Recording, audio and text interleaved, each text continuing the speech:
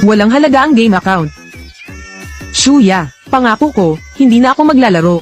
Mabubuhay ako ng maayos para sa inyong mag-ina. Nang marinig ito, nagdesisyon ng asawa na bigyan siya ng isa pang pagkakataon. Ayaw din niyang mawalan ng ama ang anak niya.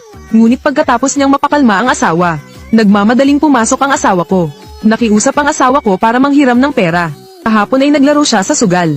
Nawala lahat ng sweldo, may utang pang 2,000. Bigyan mo ako ng 2,000. Pag hindi, puputulan kamay ko. 2,000. Bakit ka nagkautang ng ganito? Tigilan mo na, nakakainis ka. Bigyan mo ako ng pera. Ciao, try it. Akala mo bangko ako?